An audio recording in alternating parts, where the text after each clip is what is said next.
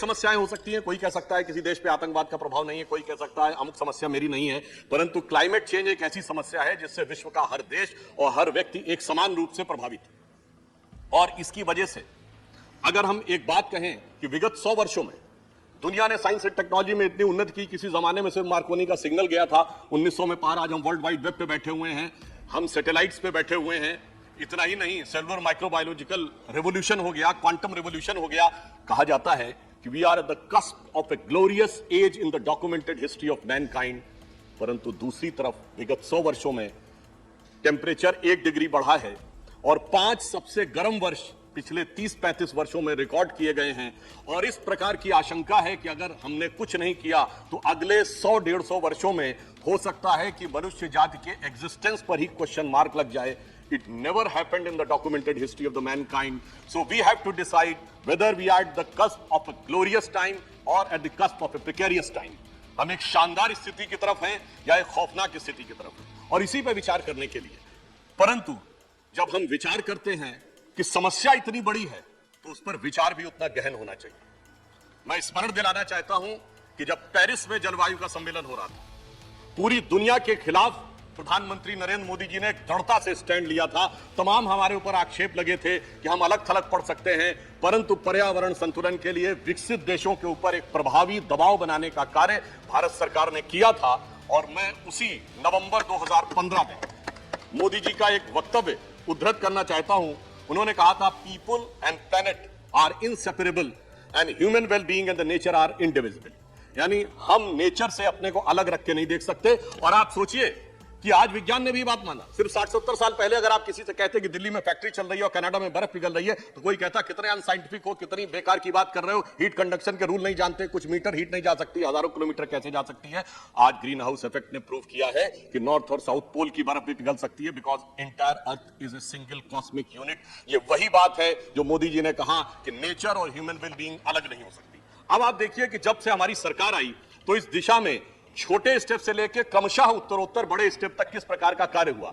याद करिए 15 अगस्त 2014 सबसे पहले जब प्रधानमंत्री जी ने उद्बोधन दिया था तो स्वच्छ भारत अभियान की बात कही थी, यह शुरुआत थी। याद करिए नो सिंगल यूज प्लास्टिक, यह अगला स्टेप था। नमामि गंगे, जब नमामि गंगे की बात हुई तो गंगा को पूरी तरीके से क्लीन करना, यह अगले स्टेप की तरफ था। और इतना ही नहीं, जो हमने लक्ष्य 2015 में निर्धारित किए थे उसके लिए भारत सरकार ने ग्रीन स्किल डेवलपमेंट प्रोग्राम बनाया, जिसमें कि वन क्षेत्र में रहने वाले लोगों को स्किल किया जा सके कि वो किस प्रकार से अपनी वन संपदा का वास्तविक संरक्षण कर सकते हैं, जिससे कि जो हमने नेशनल डिटरमाइंड कंट्रीब्यूशन पेरिस में तय किया था उस लक्ष्य को हम प्राप्त कर सकें। और अगला लक्ष्य था सस्टेनेबल डेवलपमेंट ग्रोथ, अर्थात एक ऐसा विकास का मॉडल इसमें प्रकृति के साथ हम तारतम्य बनाकर विकास कर सकें। और इसी के लिए नेशनल बायोडाइवर्सिटी टारगेट भी तय किया गया, यानी एक बहुआयामी योजना के साथ इस क्लाइमेट चेंज या इकोलॉजिकल इम्बैलेंस को ट्रीट करने के लिए आगे बढ़े। इतना ही नहीं, जब हम भारत को विकसित देश बनाना चाहते हैं तो ऊर्जा की आवश्यकता भी है, और अगर हम फॉसिल फ्यूल या कोल से ही ऊर्जा की आवश्यकता पूर्ति करते रहेंगे तो कैसी समस्याएं आ सकती थी। तो याद करिए एलईडी बल्ब का विषय बहुत शुरू में लिया गया और अब तक भारत सरकार 37 करोड़ एलईडी बल्ब का वितरण कर चुकी, जो अमेरिका की कुल आबादी से ज्यादा है।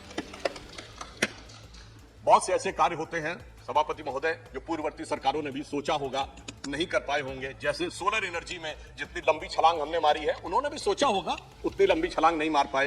परंतु कुछ बातें ऐसी होती हैं जो उन्होंने शायद सोची भी ना हो। वो ये था कि एक इंटरनेशनल सोलर अलायंस बनेगा और उसका केंद्र भारत में बनेगा। यह विचार शायद उन्होंने नहीं किया होगा, मोदी जी के नेतृत्व में हुआ और आज इंटरनेशनल सोलर अलायंस का केंद्र गुरुग्राम में है। और इसमें हमने अचीव क्या किया है कि इन वर्षों में हम सोलर सेल की कैपेसिटी में तीसरे नंबर के देश हो गए हैं और सौर ऊर्जा के द्वारा वाटर हीटिंग के प्रोसेस में दूसरे नंबर के देश हो गए। और इतना ही नहीं, अभी भारत ने दुनिया में पहला ऐसा गांव बनाया है जो पूर्णतः सौर ऊर्जा पे चलता है, जहां की एक एक घर भी सौर ऊर्जा पे चल रहा है। वो है गुजरात का मोढेरा गांव। और इतना ही नहीं, वहां पर भगवान सूर्य का एक मंदिर भी है। तो वो भावी भारत का भी प्रतीक है और गौरवशाली भारत का भी प्रतीक है। अर्बन फॉरेस्टेशन के लिए नागपुर, रांची और पणजी में फॉरेस्टेशन किया गया और रेलवे का इलेक्ट्रिफिकेशन 80% तक ब्रॉड गेज का पूरा कर लिया गया है 52,000 किलोमीटर के द्वारा, क्योंकि वो एक बहुत बड़ा कंट्रीब्यूटर था इस क्लाइमेट चेंज में। अब जैसा हमारी पूर्ववर्ती वक्ता ने भी बताया, उसके मैं विस्तार में नहीं जाना चाहता कि COP26 में ग्लासगो में प्रधानमंत्री जी ने पंचामृत की बात कही थी कि 2030 तक 500 gigawatt non fossil energy, 50% renewable energy, carbon emission 1 billion से कम करना और कार्बन इंटेंसिटी को 45% डाउन करना, नेट जीरो बाय 270। परंतु महत्वपूर्ण बात यह है सभापति जी, कहा जाए वो किया भी जाए। 2015 में हमने लक्ष्य तय किया था कि 2030 तक हमारी नॉन फॉसिल एनर्जी की इंस्टॉल्ड कैपेसिटी 40% हो जानी चाहिए, और मुझे यह कहते हुए हर्ष हो रहा है कि 2022 आते आते 39.91% हो गई है, अर्थात 8 वर्ष पूर्व हमने उस टारगेट को अचीव कर लिया। फिर यदि आप ध्यान करें, जिसका अभी उल्लेख किया गया कि COP26 ग्लासगो में प्रधानमंत्री जी ने कॉन्सेप्ट दिया life for environmental friendly life style, यानी एक ऐसा जीवन शैली जो कि एनवायरमेंट के अनुसार।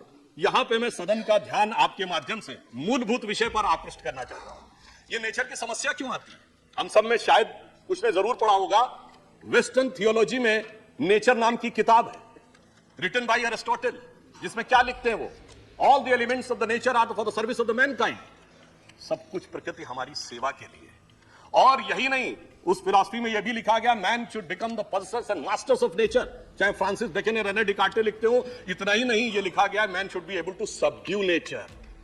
और इसीलिए बढ़ते बढ़ते हम उस मुकाम तक पहुंचे थे। हम लोग के जन्म से बहुत पहले की बात है, हमारी किताबों में हमने पढ़ा, जब यूरी गैगरिन स्पेस में गए तो क्या लिखा था किताबों में, man has conquered space, as if space is an enemy needed to be conquered. इस विचार ने प्रकृति के दोहन को इस सीमा तक पहुंचाया है कि जिसका आग्रह प्रधानमंत्री जी ने किया था कि हमें नेचर के अनुरूप जीवन जीना होगा, तो मैं स्मरण दिलाना चाहता हूं कि भारतीय परंपरा में, गांव में हम जो जीवन जीते हैं, नेचर के साथ उसका कैसा तादात्म्य है, यदि हमें समझ लें तो हमें शायद बहुत कुछ सीखने की जरूरत नहीं हो। गेहूं की बाली उगती है तो उसके नीचे का जो हिस्सा होता है वो किसको जाता है? पहले पशुओं को जाता है। जो बाली निकाली जाती है दाने, तो पहला दाना किसको जाता है? पक्षियों को जाता है। जब दाने से आटा बनता है तो पहला आटा किसको जाता है? चींटियों को जाता है। फिर गूंथा जाता है आटा रोटी बनाने के लिए, तो मछली को जाता है। पहली रोटी गाय को जाती है और अंतिम रोटी कुत्ते को जाती है। इससे ज्यादा प्रकृति के साथ रहने का तरीका किसी को सीखने की जरूरत है। पर दुख की बात यह थी कि हमारे किसान भाई भी जब आंदोलन में बैठे थे तो कोई विदेश की लड़की उनको बता रही थी कि इन्वायरमेंट के साथ कैसे जीना चाहिए, जबकि वो तो हम हजारों सालों से किस तरीके से जीते आ रहे हैं वह हमें समझ में आना चाहिए। और मैं एक कोट करना चाहता हूं, इस सारी समस्या का मूलभूत कारण कहां से आता है। विलियम वर्ड्सवर्थ एक बहुत बड़े कवि हुए अंग्रेजी के, जिन्होंने एक फ्रेज यूज किया, child is the father of man. उसका मीनिंग क्या था? कहा गया बच्चा प्रकृति के अधिक नजदीक होता है और वही हमारा फोर फादर है। तो इसका अर्थ यह हुआ कि अगर हम अपने अंदर के चाइल्ड को देखें तो हमारे पूर्वजों ने यानी फोर फादर्स ने क्या कहा था वह हमें समझ में आना शुरू होता है। और हमारी सभ्यता तो वो है मान्यवर जहां पर की प्रार्थना भी क्या की जाती है? अंतरिक्ष शांति, पृथ्वी शांति, रोषधया शांति, रापह शांति, वनस्पति, औषधि, फूल, पत्ती, अंतरिक्ष सभी का कल्याण हो। परंतु अफसोस की बात यह है कि जब हम इस प्रकार के विचार के साथ आगे बढ़ रहे हैं तो उस टकराहट के कारण वह समस्या हो रही है। इसलिए मैं अधिक समय न लेते हुए सिर्फ यह कहना चाहूंगा कि जो मोदी जी ने कहा कि लाइफ स्टाइल एनवायरमेंट के अनुरूप होनी चाहिए, आज यदि यह सीख कहीं से आ सकती है तो भारत से ही आ सकती है, भारत की परंपरा से आ सकती है। और आज हम दुनिया में कितनी भी ऊंचाई पर पहुंच गए हो, पर क्या हमने धरती और धरती की वेदना को देखा? तो यह मैं पंक्ति कहना चाहूंगा, आकाश नापने वालों तुम सच सच कह दो, क्या नाप सके हो तुम धरती की मौन व्यथा? जो दोहन की प्यास से दुखी रक्त प्रकृति की करुण कथा, वो अंतरिक्ष की सुंदरता पर मुग्ध वसुध, वसुध मतलब वसुधा का पुत्र यानी मनुष्य, वो अंतरिक्ष की सुंदरता पर मुग्ध वसुध पैरों के नीचे सिसक रही रसवती था।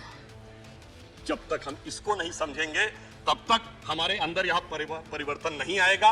इसलिए मैं सिर्फ यह कहना चाहता हूं, we are the only country in the world and we are the only civilisation in the world which can give an answer to lower down the temperature of the ecological climate and the cultural climate also, because this is embedded in our culture।